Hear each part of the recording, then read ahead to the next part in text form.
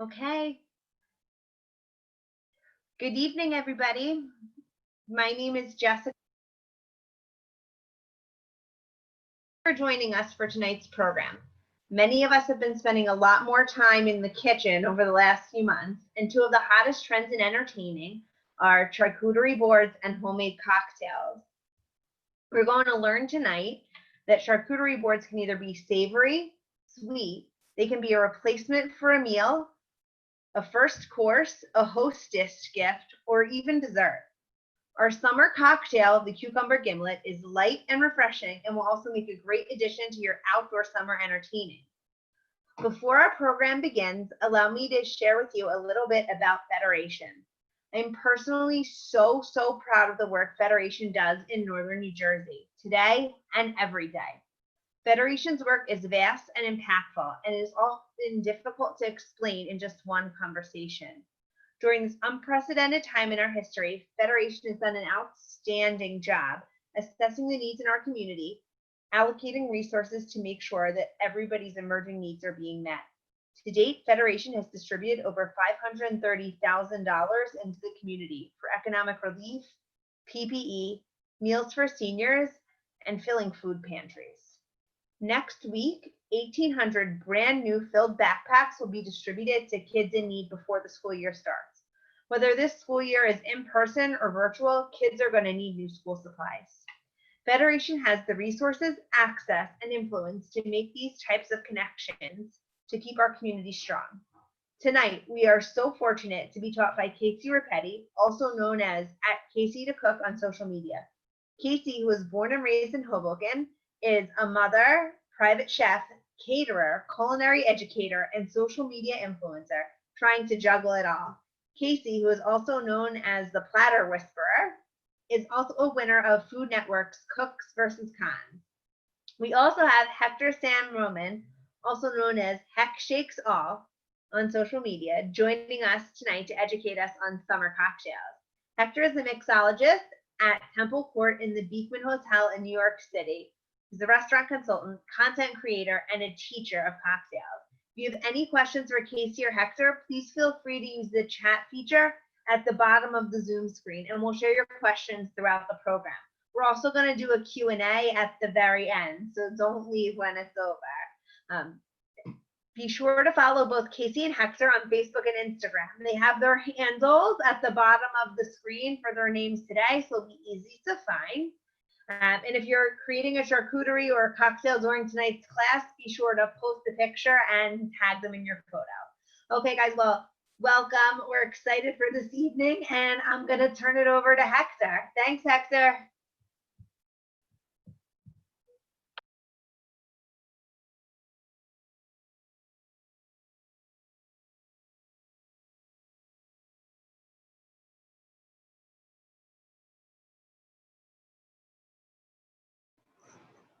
Hi, everyone. How are you doing today? My name is Hector Sam Roman, and today I'm going to be teaching you the history of the gimlet, and also we're going to be making a nice, refreshing summer cocktail, cucumber gimlet.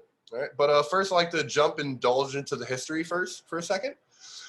So, the gimlet. In the cocktail canon of gin, there's both simplicity and variety. Drinks such as the martini, the gin and tonic, the Negroni, typically contain no more than about 3 ingredients, yet they're popular drinks and receive the most attention in terms of variation. They're also the most controversial.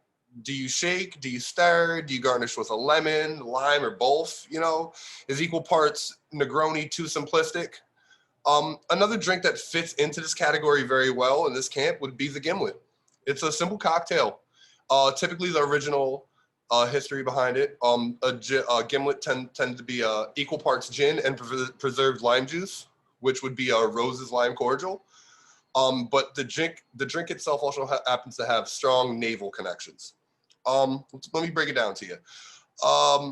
Scottish naval surgeon James Lynn, back in 1753, used to use lemon and lime juice as a cure against scurvy. It was a disease caused by lack of vitamin C.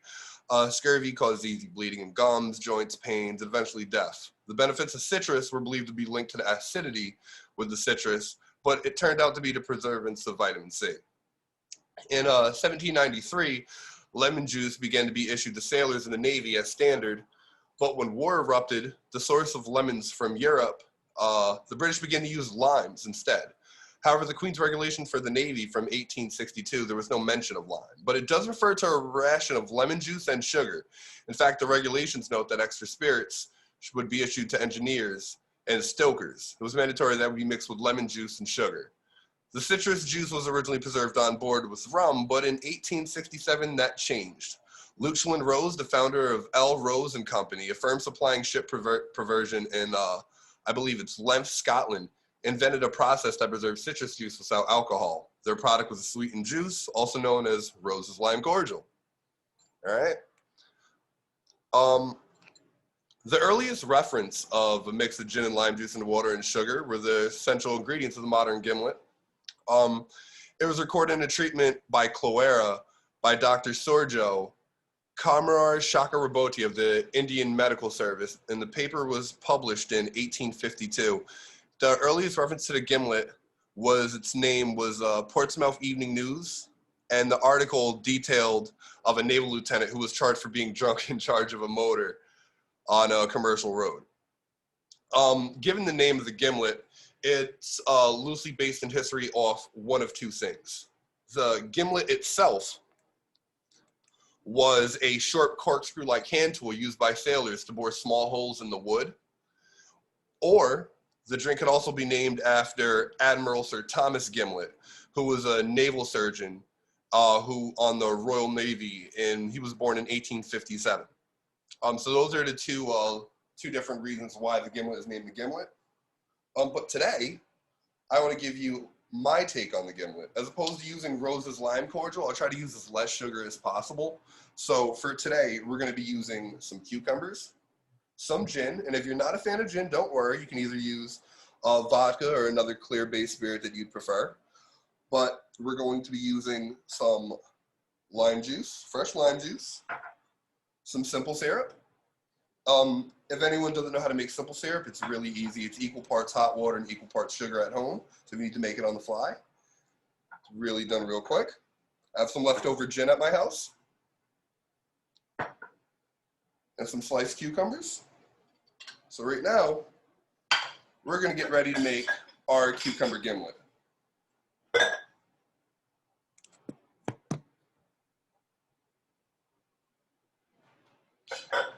All right, so typically in cocktails, we like to add all the citrus and the cheaper stuff first. So right now, we're going to be adding the lime juice. We're going to do 3/4 lime juice.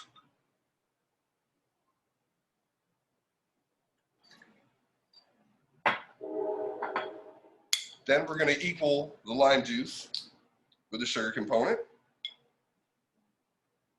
We're going to do another 3/4 simple syrup.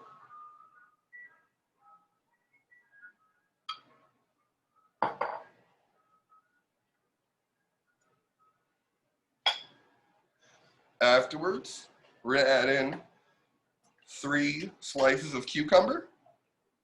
Now this is totally optional if you'd like, but you can either add a type of herb to also muddle in. I like to use mint, but you can use a rosemary or mint if you like, or use nothing at all, totally up to preference. Some mint right here. We're gonna slap the mint, activate it, this way the oils just come off of it. So it's right in there, we're gonna take our muddler. Now we have in our cucumbers, our simple syrup, and our lime juice. Now we're gonna go muddle that real quick.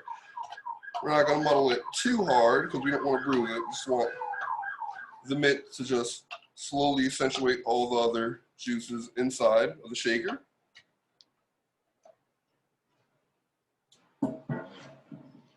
Now, we're gonna take 2 ounces of our gin.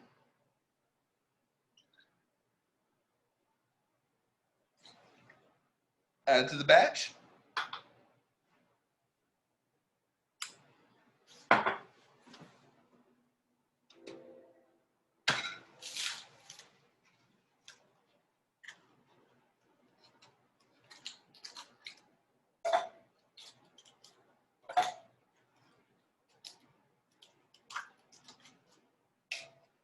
Add our ice to the mix.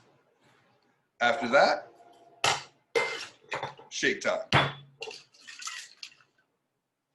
Now, when we shake, I like to shake using almost an infinite loop. So as opposed to me taking the ice and bruising everything that's already in the drink, how I'm gonna shake the ice is that the ice is gonna constantly loop around, but without bruising and putting too much water into the cocktail. So how you do it is you like to turn it, and it's almost in like a loop. You should be able to feel it. It's going slow or fast, and then once you're able to feel that motion, you can speed it up.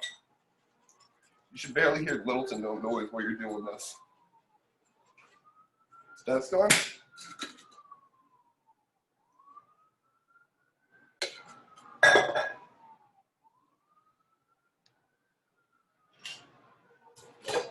Now,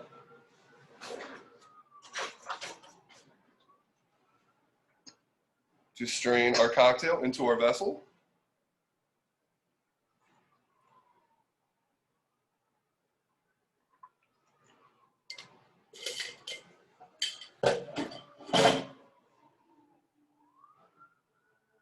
And then garnish with a cucumber. And then, voila, you have your cucumber gimlet.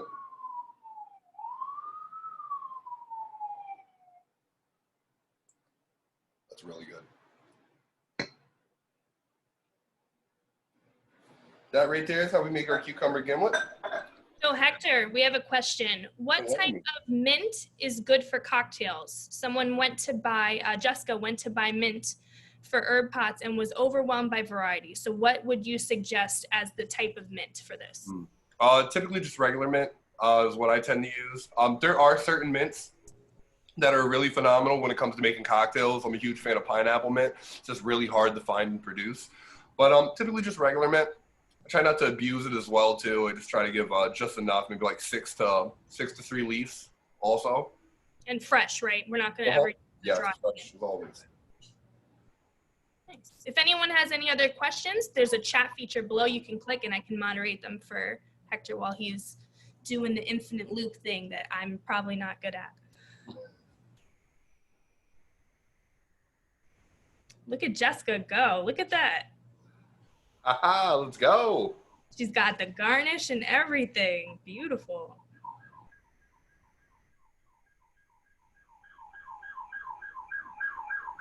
I did cheat and use mint extract though. Better than nothing. At least you're honest.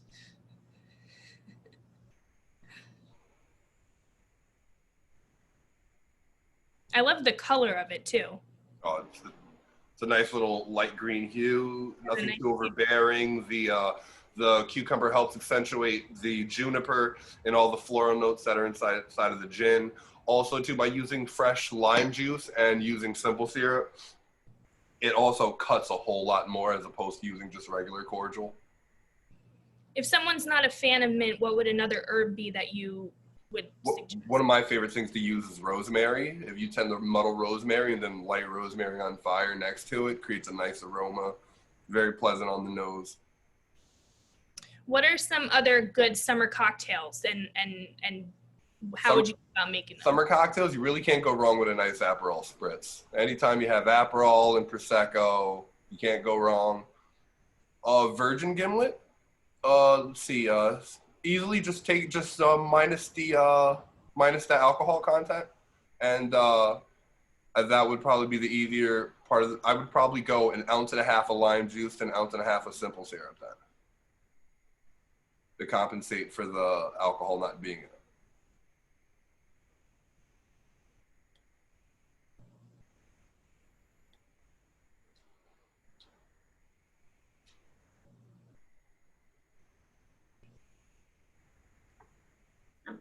I particularly like gin and cucumber drinks. I saw you used Hendrick's. Is that your recommended gin? It's actually, when I was at my other location, I was given a bottle of Hendrick's Orbium, which was a super limited edition bottle. So I just had this lying around. So, you know, this would be amazing for the class right now. I'm a huge fan of Hendrick's, typically. They go through a nice little cucumber process with their gin. So if you're using cucumbers with Hendrick's, it tends to actually pop out a little bit more and accentuate the spirit. But you can never go wrong with a Tanqueray or a Plymouth gin. Yeah.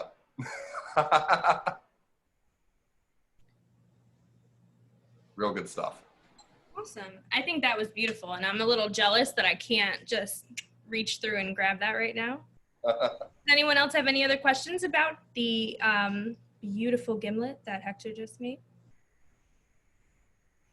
All right, so we're going to move on to part 2 of this, which is the cheese board and the charcuterie. I'm so excited. I know, right? We've had a lot of discussions about how fabulous drinks and cheese are together. So we're super excited to do this. I wanted to thank you, Kim, for putting all of this together. I'm really excited about this tonight.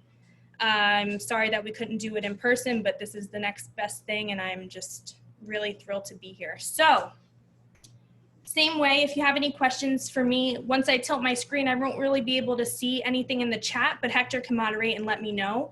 If you miss a step or something, I'm happy to go back and do it again. Just say it in the chat, and we'll go from there. So I'm going to basically go through right now a little rundown of the way that I put a cheese platter together. So when people hire me to do a tray, it's really like an art form. Same way Hector puts together certain flavors and components. It's kind of the same with a cheese tray. You want to make sure that things flow together. But first off, what do? You look at it. It has to be beautiful, and you want it to call out to you when you want to eat it. So I like to get a few different colors and hues of cheeses. I like to always have a hard cheese, a soft cheese, and a little bit in between, because you want to have something for everybody or a little variety for yourself. So I know that we sent around some of my favorite cheeses and basically an outline of things that you can pick up from the store. So today I have a Jarlsberg, which I like because it has a little bit of a hole within it. So when you're cutting it up, you'll see different textures in that. I grabbed a very sharp cheddar. I like the yellow of the cheddar, and it's just a great cheese to have on your board because it's something that everyone will most likely love, even if they're not a big cheese fan and you have them at a party. I got a wheel of brie. I like to buy the wheel because you can shape it yourself. You can cut it in an outline, kind of like a Pac-Man, move the little piece out, drape some beautiful berries in between. There's just different options. I got a goat cheese, just a basic goat cheese. And I have a dill Haravati, which I believe I put on the list. This one is beautiful. The dill flavor that comes through is amazing. And I think it would pair really well with the cocktail that we have tonight. The dill, the cucumber, just would be really well together. And Yancey's Fancy is one of my favorite brands. I put the horseradish wasabi cheddar on there, but I make it for all my clients, and it's always sold out because everybody loves it. But I did get a pepper dew cheese, which has a lot of nice coloring to it as well. So when we build the board, you'll understand more so why you want to have different colors and all that good stuff. So I'm going to tilt you down so you can see my board. So when you're putting together your board, you want to try and do different colors and different shapes. So what I like to do is just think about first how you want to cut things. So like if you're going to have this in a half, cut it in half, you can put it on the board like this and make it a beautiful shape. You can cut it twice, put one up and one down. There's a whole bunch of different ways, but what I'm going to do tonight is cut it in a couple of triangles. Just like that. Then I'm going to take my Jarlsberg and I'm going to slice it. So now we have some triangles. So I'm going to take this in a few different slices and then cut it down again so that we have kind of a chunk like so. Again, I'm going to show you how to put this all together at the end. So now I'm going to slice this into little rectangles, and we're going to line them up along the board.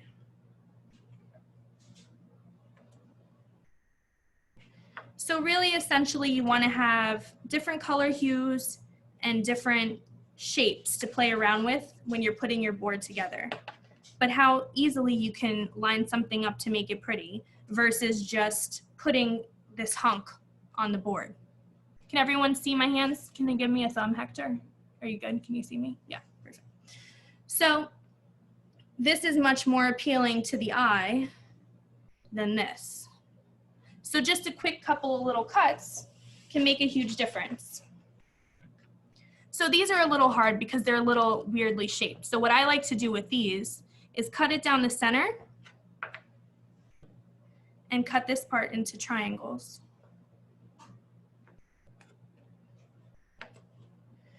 If you have a hard cheese like a Parmesan or something like that, you can cut off a portion of it and leave some of it whole. That way people can cut it as they go. But right now, especially in the times of people touching things and eating them, you kind of want to have everything ready, kind of a grab and go situation.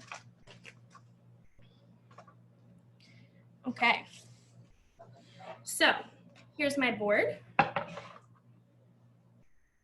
I'm going to show you how I would place the cheeses, and then I'm going to go in and add the other items. So I like to place the cheeses first. Now, I'm going to tell you this. You're not gluing anything, so don't worry. If you put something down and then you start building around it, and you feel as though it would be better somewhere else, you can move it. So don't worry about it. Don't be like, oh, I put that there, oh my God. Don't worry about it. It's not set in stone. So we're going to lay down our cheeses. I want to make sure you can see the whole board. You want to try and make sure that you're moving your colors around a little bit. So that way it's not like everything that's one color is in one area, everything that's in another color is in another area. And like I said, feel free to move things around.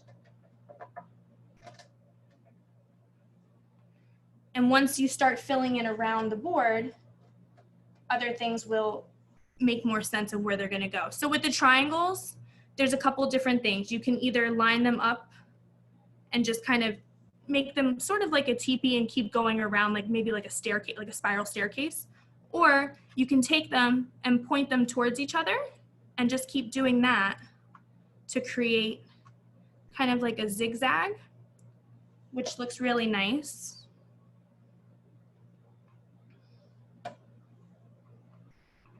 So now right here, I have something that's already lined out. So I'm going to move this over a little bit.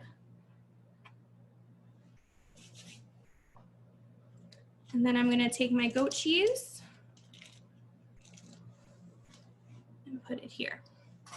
So for right now, this is where everything is going to be. Okay? Now, let's talk about fruit. Right now, stone fruit is in season. So we've got peaches, plums, all that good stuff. What I like to do with stone fruit, normally if you're eating a piece of fruit, you want something that's really ripe. But for a tray like this, we don't want it to be as ripe. You want it to have a little bit of hardness to it. Why is that? Because we're gonna cut it into strips to make it beautiful.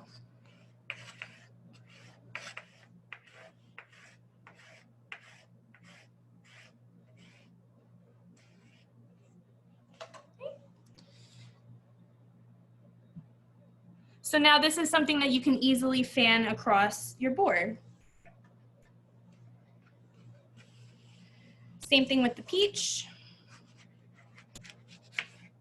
We want to make sure that we're able, I usually cut off the ends. Want to make sure that we're able to slice it. Now, if it was super, super ripe and we tried to slice it like this, it would just be mouchade. It wouldn't hold any type of form.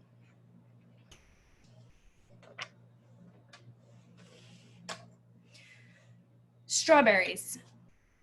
I love to leave the top on the strawberries when I'm doing boards because I think that it adds a nice another layer of color, and as well as when people are picking them up, it's easy for them to just bite off. So what I like to do is after I wash them and dry them, I like to just cut them and leave them like this. I also like the way that the inside kind of looks like a heart, so when you're putting it on the platter, it's going to be beautiful. Right now it's fig season. If you can find fresh figs, I would highly suggest getting some fresh figs to put on your board because the colors, again, are gorgeous. If you can't find fresh, get some dried figs. Dried figs are beautiful as well. You can cut them either length or widthwise. So when I'm building a board, I start with the cheeses. Then I add in the crackers around the cheeses. Then I add in the fresh fruit and vegetables if you want to put vegetables in. And then I go back in and I add in all of the little extras. Anything smaller, dried apricot, dried fig. I love golden raisins because I think the color is beautiful and it's perfect to add in on the sides. Your olives, all that sort of stuff. So I'm going to show you how I start building the board. If you have any questions, please let me know. So here's my board. Can you see? I'm gonna move this back so you can see more of it. So as you see, I placed my cheeses. Now I'm gonna go in. When I buy crackers, I like to buy things that are different. So we have 2 round crackers, but one is the Carr's black pepper cracker, and one is like a waffle cone kind of cracker. They're both circles, but they have different textures. I love these longer rectangles. We have, one of my favorite crackers to use is Wheat Thins, just because I love the color, the texture, and the perfect square of them. It makes me happy. These mini toasts are great as well.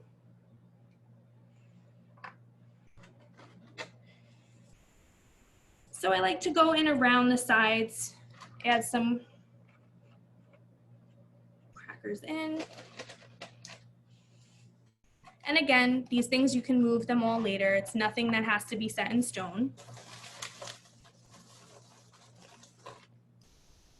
How do you decide how big of a board to use? So it really depends on the amount of people you're having and the sizes of the cheeses and stuff that you're using. I love to do an 18-inch round. I feel like that's really good because you're, like right now, this is an 18-inch. And I'm using 1, 2, 3, 4, 5 cheeses, and I want to have space to build on it. So it's really good to go a little bigger than you think you would need, because leftovers are fabulous, quite honestly. And it's just better to build on a bigger board because you can always push everything in. You can't add any space on the board. Grapes. I like to try and keep the grapes in the center. And I like to wedge them between 2 of the cheeses. I just feel like that helps to create another layer. So I'm going to add a little bit more on here and build upward. I'm going to take my slices. So now we have 2 slices, but they're completely different because one has the red on the side, the other has the yellow. So if I'm seeing a little bit of red in this cheese, I'm going to take this plum and I'm going to put it over here to balance out the color. And don't be afraid to layer things.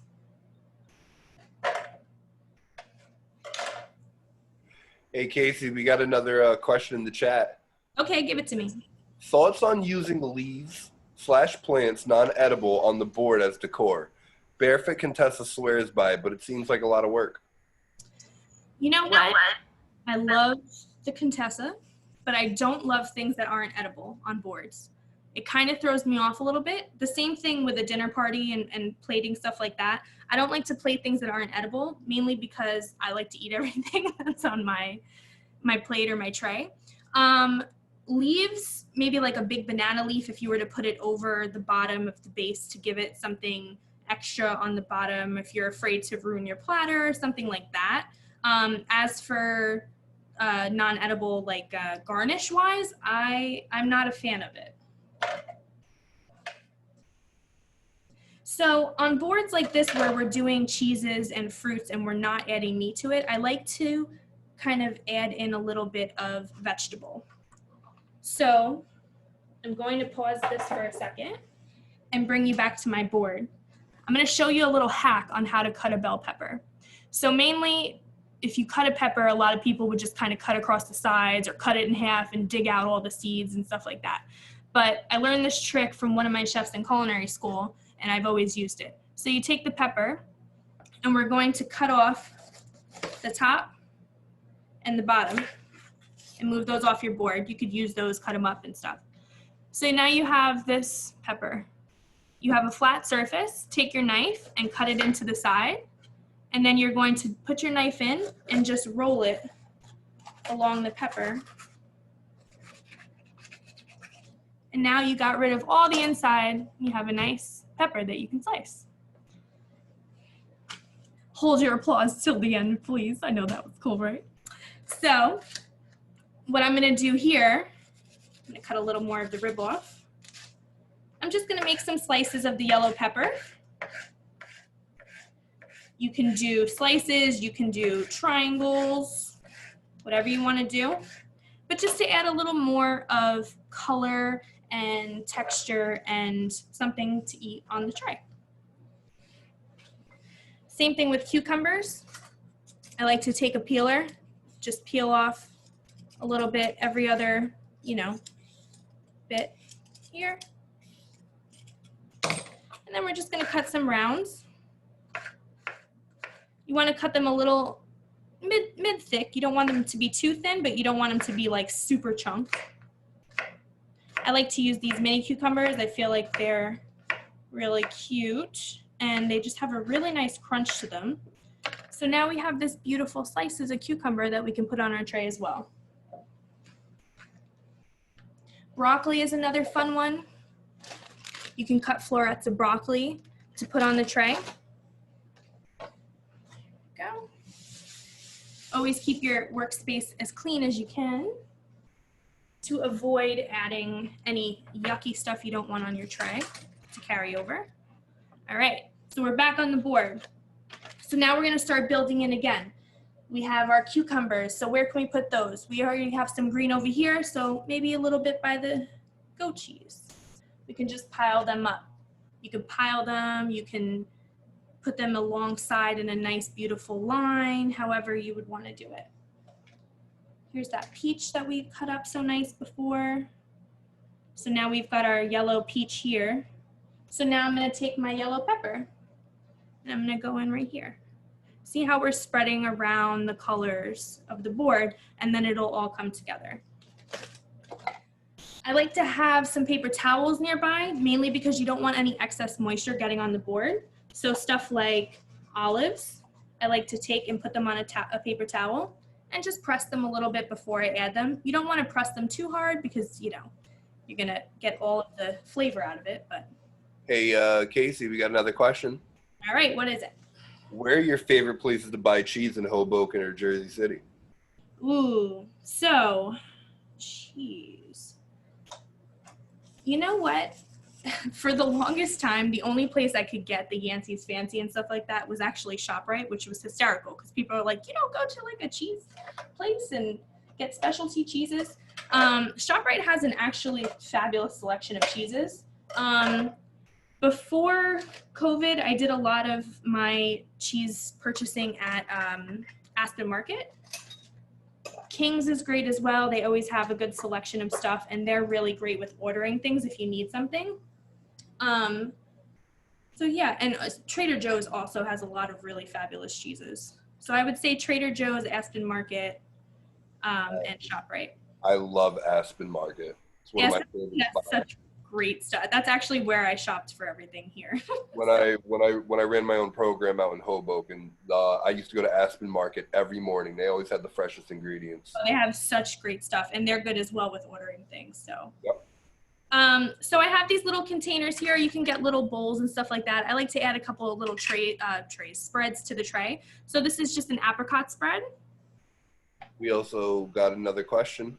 Okay. So Stephanie wants to know, do you try to stick to a certain number of items per category, keep it simple, or go for lots of variety? It depends on the event. I like to make sure that there's something for everyone. And I think that cheese trays are a great way to do that because you have the ability to add so many different things to your tray. So I really like to kind of go all out in sense of purchasing, you know, I don't have any kind of specific amount that I use for each, you know, each item list, but mainly like whatever speaks to me when I go. If I'm getting certain cheeses, then I'm going to try and get something that would accompany it. Color wise, I want to make sure I have something that pops of color, you know, like the yellow bell pepper. Like I want to make sure I have like a little this hue, that hue. So it's really just kind of go off of what you're in the mood for, what bounces off each other well. So this is honeycomb. Aspen Market has honeycomb. I really, really suggest getting some if you like honey. It's fabulous, and it's a beautiful addition to your tray. I would put it in a little bowl because it does get sticky. Right. So now we're building in. We're going to add a couple more crackers here. Put a little bit of red strawberry here, build up.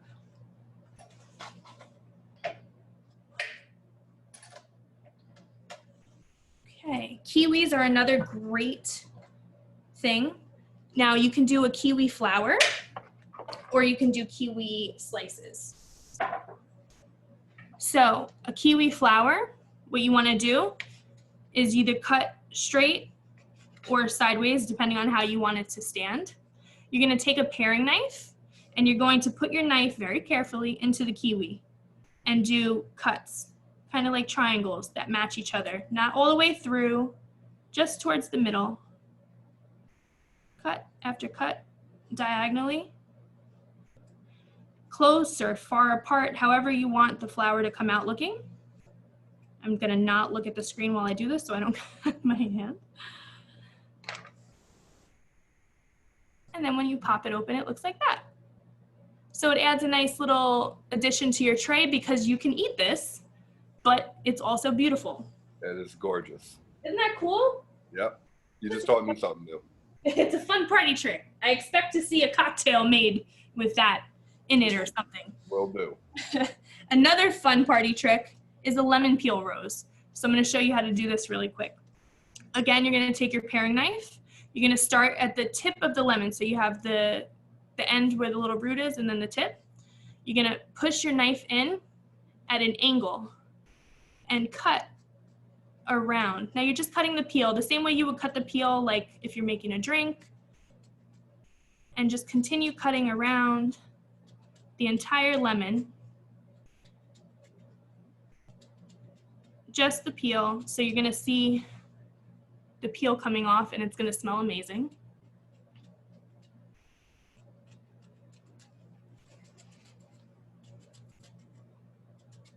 You're angling down into the peel. You could do this with lemons, limes, oranges, grapefruits, tomatoes. Okay. Then you're just gonna wrap it around itself.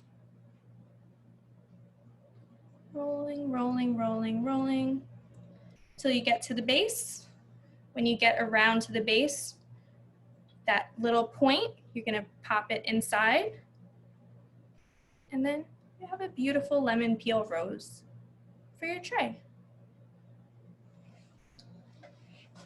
Again, another garnish, that's something that, you know, this lemon, now you can use this in your dinner, whatever, you know, dessert, another appetizer if you have something that you're doing.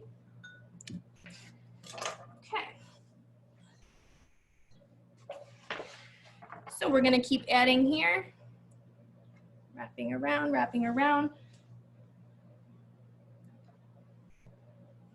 Any other questions you guys have? I'd love to answer them.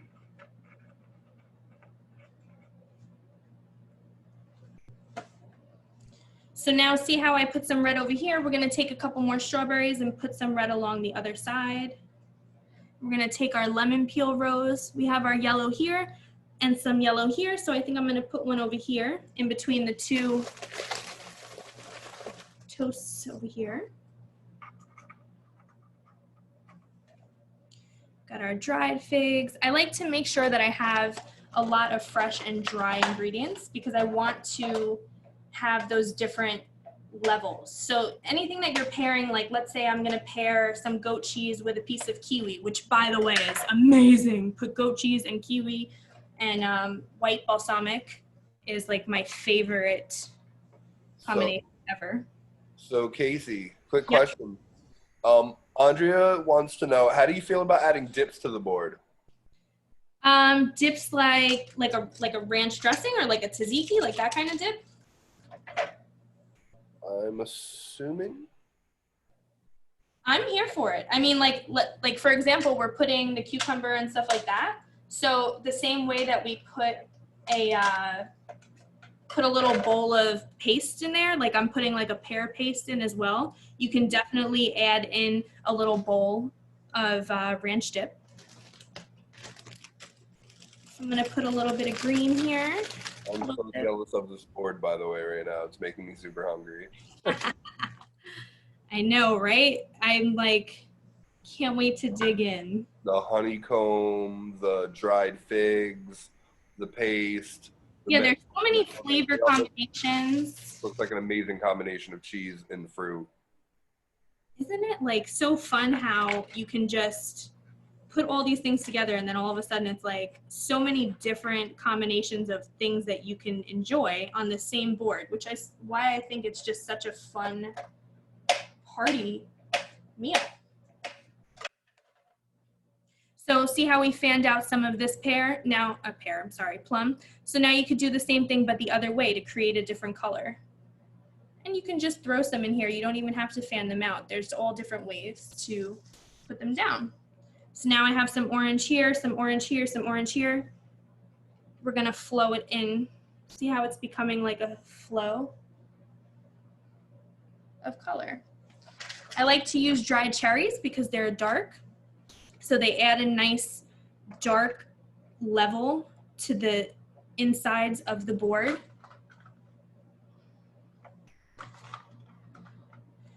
You can fill in some empty voids with the smaller items like the raisins and whatnot.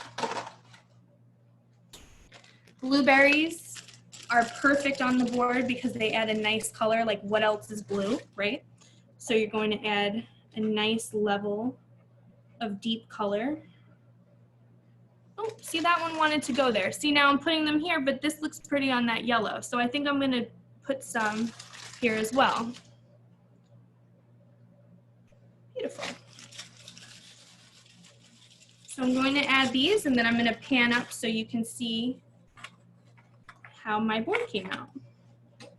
Hey, Casey. Yes. So Jessica is asking a question. She wants to know, how do you feel about adding nuts and what type of nuts would be good to add? I love nuts on cheese boards. It just depends on allergies, obviously. My favorite nuts to add are cashews. I just love cashews. Pistachios are great. I would do pistachios that are not in the shell, just because you don't want to have an added mess. Like people are eating it and the shells are going everywhere. So definitely like shelled pistachios are great color-wise and flavor-wise. Cashews are awesome. I would try and stay away from peanuts because allergies, and just because peanuts tend to have like a chalky aftertaste, which might offset a lot of what you have on your board. But yeah, other than that, really it's by preference. Like whatever you really, really love, I would try and associate some sort of pairing with. Like if you really love honey roasted, almonds or something, then you can try and see like what would be great to go with that. Also, Debbie would like to know, how are people supposed to eat from the cheese boards? Any preference, whether it be small forks, toothpicks, etc.? So depending on the amount of people you have, I like to put out some small forks and plates and let people kind of just grab what they want from the board and then have their own fork to eat with it. Depending on what is on the board, you can put some toothpicks into it or a couple of cheese knives or stuff like that. I like to cut everything up to get rid of having the knives on the board. But yeah, so I also like to do things in different shapes as well. So like we have this cucumber rounded. So now I cut another one into like longer spears. So you can have that on the board too. Nice. There we go. All right, so let me try my hardest to not drop my laptop on top of this beautiful board right now. So, real quick question, Casey. So we got another question in from Kim. To make a post-meal platter, what would you add? Chocolate, or would you still do the cheese? So like a dessert platter? Uh-huh. I would, that's a really cool concept because, you know, cheese can be dessert, right? Like you can have, a lot of restaurants have a cheese board as a dessert. So, I mean, depending on the cheeses you're using, you can totally do like a Nutella, have some shaved chocolate over certain areas of the board. You can add those like chocolate wafers, something like that, and make it like a dessert-based board, like a caramel sauce and stuff like that, and go as far as even putting like chunks of actual like Kit Kat and stuff like that if you want to make it like a fun dessert board. If you're just gonna do a cheese tray and then have it like for dessert, I would add some chocolate, but wouldn't go far into like doing like dips and stuff like that, because then you're kind of like teetering on what is this? You know, like, are we doing this as a dessert, or is this just like a cheese nosh for after dinner? All right, so I just looked and I saw two things I wanted to add, so give me 1 second. So again, like I said in the beginning, you don't have to, nothing is set in stone. Like I just was gonna pan down and then I thought about it and I said, I wanna add something here.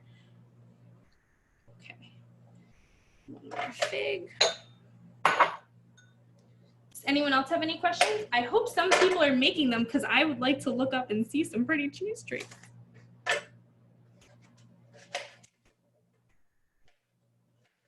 All right. All right, is everyone ready? Let's see. I'm so excited right now. All right. Oh. Can you see it? That's gorgeous. That's a work of art.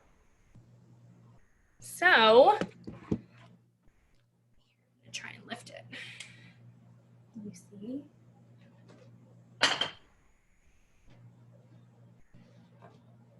Lost a cucumber. Cucumber down. All right, so we built it, and I'm gonna take a photo of it and I'll send it to Kim, and Kim can send it out to you guys so you can see like placement of everything. But if you look at it here, you can see that we've got a little bit of outlining of crackers to kind of grab and go. You have a nice flow of color going through the center. But if you remember, we just started plopping the cheese down here and here and here, and then kind of build out from it. So you want to really remember that your outline of your whole thing is starting with where you're putting your cheeses, right?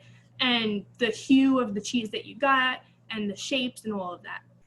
So you want to make sure that you're building out from that. So now we're adding, like, here's the dill. We've got a little bit of green.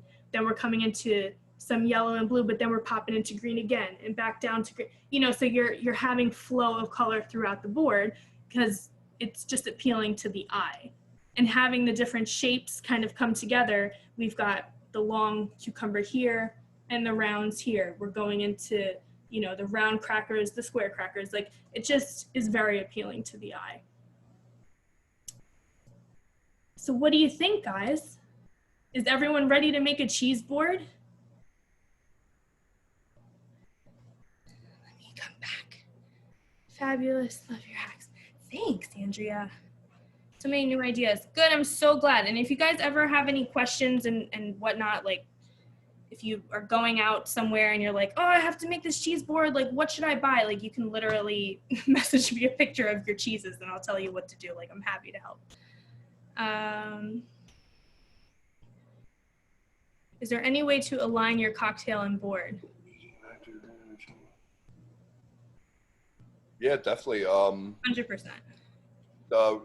I would say mainly just figuring out what are you typically going for with your charcuterie.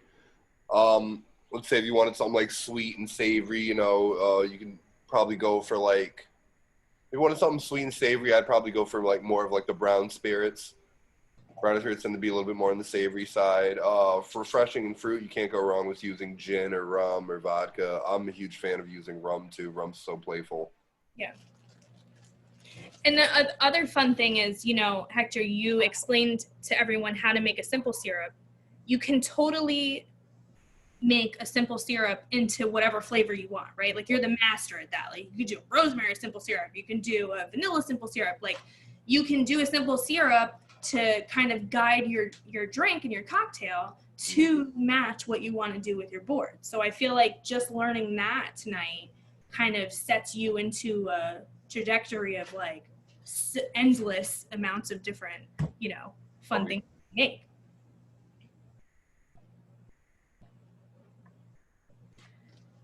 Judy, where's Judy? Oh, let me see your board. I saw, look at Judy's board. Let me see. Look at that. Oh, That looks awesome. That looks amazing. Very good. Did you get honeycomb? Is that honeycomb? Nice. Amazing, Judy.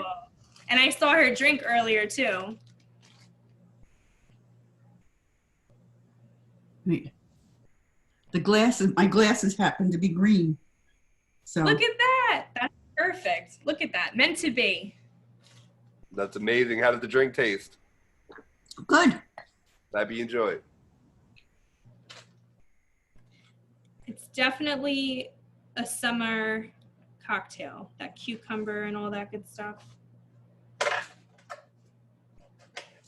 Did anyone else make a try?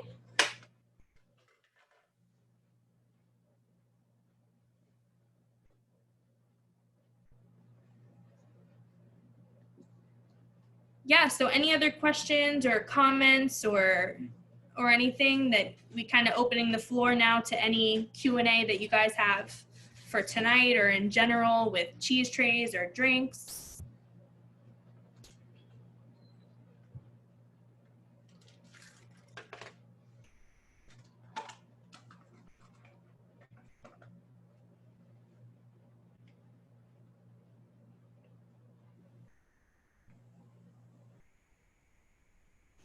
Thank you, Debbie, for tuning in.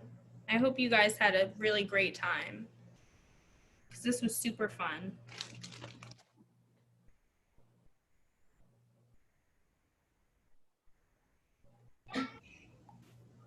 If we want you to make one, how do you contact you? Assuming, Hector, I'm sure I can get you over to make drinks anytime, right? Anytime. I can call you to come make me drinks. That work? I got you. So as for contacting me, I think Kim's going to send around our contact info, but Casey to Cook is my social handle, but it's also my email. So caseytocook@gmail.com, which Kim, you're 100%, it's okay to send that around. You can always email me to order anytime. I do platters like this size, 18-inch. I also have a 16-inch, and I'm going to start doing personal sized boxes in the next week. So that's going to be a fun, so look out for that.